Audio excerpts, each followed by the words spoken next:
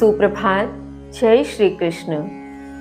कल अध्ययन किए गए श्लोकों के माध्यम से हमने बहुत ही सहज उपाय को, सरल उपाय को समझा, जिसमें श्री कृष्ण स्वयं की सहज प्राप्ति के विषय में कहते हैं कि हे मनुष्य, हे अर्जुन, यदि तुम निरंतर अपने कर्म को करते हुए मात्र मेरा चिंतन करते रहो, अविचलित चित्त से, किसी भी प्रकार से विचलित नहीं होना है और मात्र मेरा स्मरण करते रहो और अपने कर्म करते रहो, ऐसे मनुष्य को, ऐसे आत्म तत्व को मैं सहज ही प्राप्त हो जाता हूँ।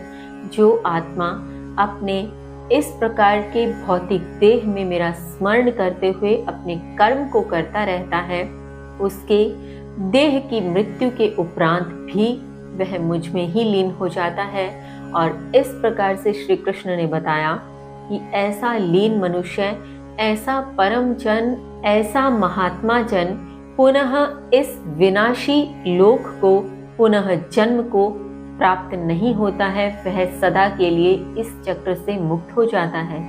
इसके आगे श्री कृष्ण क्या समझाते हैं, आइए जानते हैं। श्लोक संख्या 16 है। आ ब्रह्म भुवना लोकाः पुनरावर्तिनो अर्जुन, मामुपेत्य तु कौन्तेय पुनर्जन्म न विद्यते, पुनर्जन्म न विद्यते। श्री कृष्ण कहते हैं, ब्रह्मलोक तक सभी लोग पुनः लौटने वाले हैं, किंतु हे कुंती पुत्र, मुझे प्राप्त करके पुनः जन्म नहीं होता है।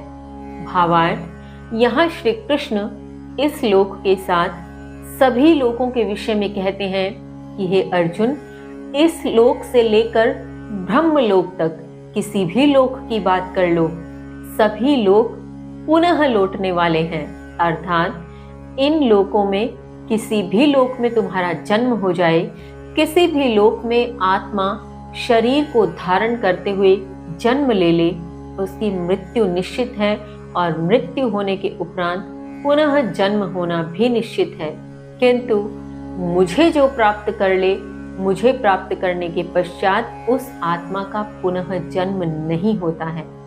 इसके आगे श्री कृष्ण कहते हैं, श्लोक संख्या 17।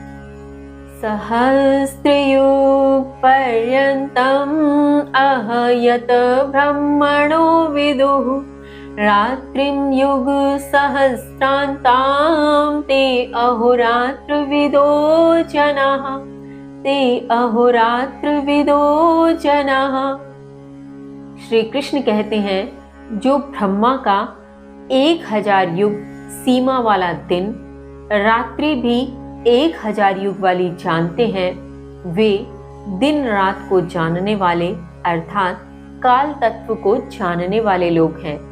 भावार्थ, यहाँ श्री कृष्ण ब्रह्मलोक में ब्रह्मा के दिन और रात के विषय में बात करते हुए, बताते हुए कहते हैं कि ब्रह्मा का एक दिन 1000 युग के अवधि वाला, युग की सीमा वाला है, और उसकी रात्रि भी 1000 युग की ही है।